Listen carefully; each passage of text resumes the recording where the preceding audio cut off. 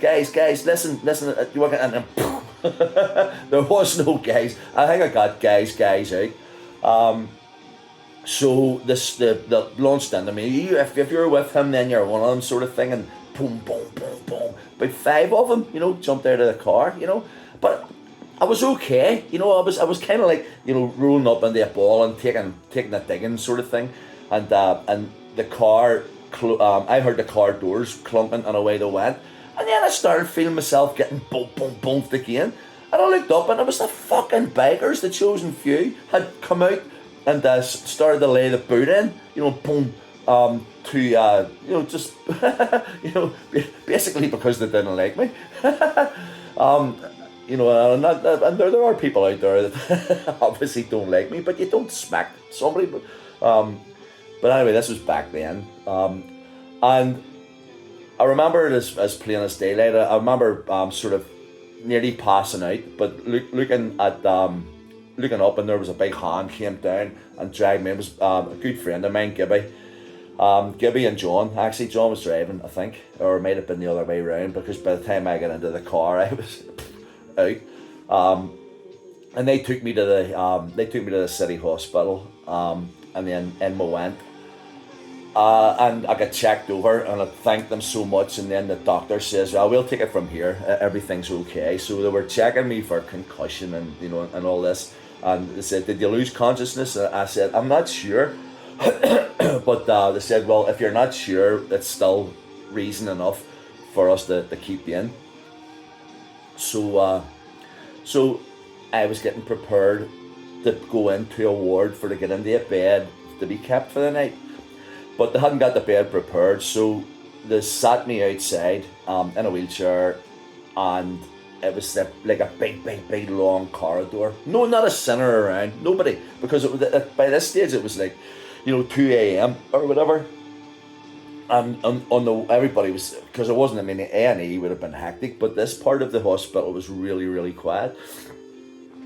And I was sitting there, all sore and black eye and everything all, and I said to myself, well, if there's one consolation, it's that Robert got away.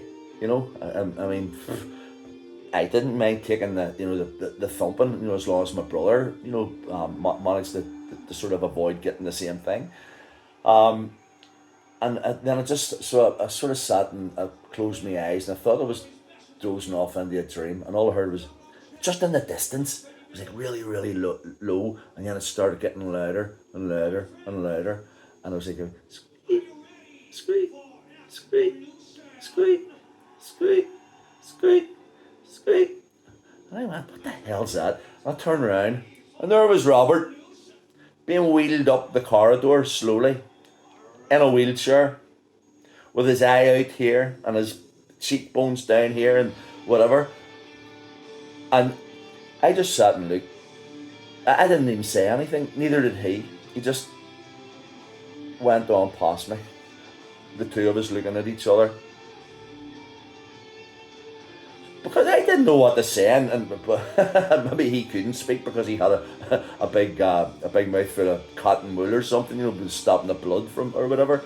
But so anyway, I got into a bed and he got into a bed, and they were ready to look into our eyes and all that carry on. They said, now we're going to be back every 2 hours to check your eyes and stuff. So I said, are you ready to talk yet? And he says, yeah, what? I said, why did you go back? Why did you go back whenever you were away? He says, I didn't go back. And I says, but you obviously went back because you're here. You got a thumping. He says, I know, but I didn't get it there. He says, well, what happened? He says, I ran down to the bottom of the Armour Road, just where the Rose and Crown was, or the Hatfield and stuff. He says, and I just ran into a bad lad. And they were fighting, and I was trying to get through them, but they just grabbed me and started punching me. and he says, I'm nothing to do with this, and I said, it doesn't really, and they threw him on top of a transit van, climbed up on top of the transit van, lifted him above their head and threw him off it. So he was brought to the hospital in an ambulance, and I'm already in the hospital. And I mean, two of us next morning up out. Thankfully, Gibby had seen my dad and told him that we were hurt, but we were okay, because otherwise my mum and dad could have been. But they were waiting, like they were still, pacing. Who did this? Who did this? And I said, "But don't know who did it, Pop. But we're okay. That's the main thing, is we're okay, sort of thing, And but that was seriously, that was just a typical Saturday night. I mean, there are hundreds of them, and that's why I know that I'm going to be able to talk like this quite often, because a lot of them will involve Robert. And like the thing about it is, just as a prologue, a sequel. Yeah. So the sequel to that is that Robert and I were in Newcastle County Down, at the and we were staying in the Forest Park or whatever. But everybody used to go to the bar, and have a few beers or whatever. But then go to the tents and open up your drink and all that, carry on. The Wilmer, that's what it was called then.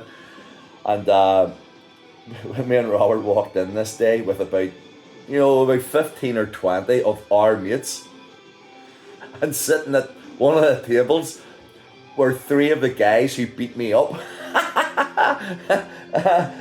So they were fucking going, "Oh, listen, we had to do what we had to do.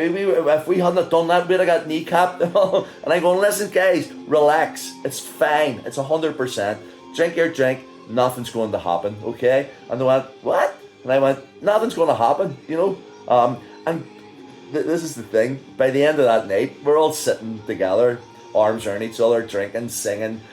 They were rockers as well, Tommy and Nancy, and to this day, 45 or 40 odd years later, I still see them, quite regularly up the Shangle whenever I'm singing up there. But I don't know now if Robert had been there on his own, if there would have been such diplomacy.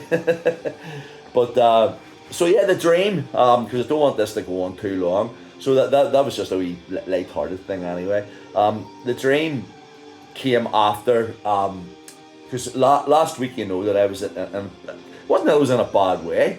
Oh, and by the way, just before I go on for the half-time break, I would like to just give a little shout out to the very beautiful Adrienne Logue, because listen, girl, don't you ever worry about it. I've always got your back, okay, love? And because she gets it, I get it, 100%. And anytime, and you're worth it. So anyway, I was at the low ebb, and it was health and everything. It wasn't just a matter of being down the dumps. I mean, because that thing does make you feel down. But I don't know. Maybe I had seen this thing on Facebook with this beautiful girl from here, and she's typical of all the girls that want to do selfies and stuff. But the thing is that if you went down, a lot of her posts are about about giving herself to God, and he's the only person that she needs in her life. And then I was going, wow, that's really refreshing, because me and Robbie Barry talked about this the other night, and he actually said that it's he said that he sort of if he was in God's army, he would be God's worst soldier. But at the same time, he's open to all that, and so am I. And when I saw that, I went, that is very refreshing. But one of her posts had a photograph of her kind of being baptized, like being put into backwards into water.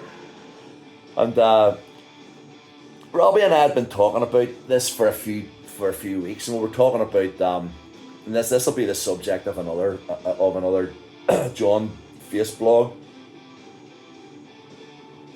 But we were talking about demons and things and them really existing, and how they can actually come into you, and it's hard to shake them off, hard to get them out.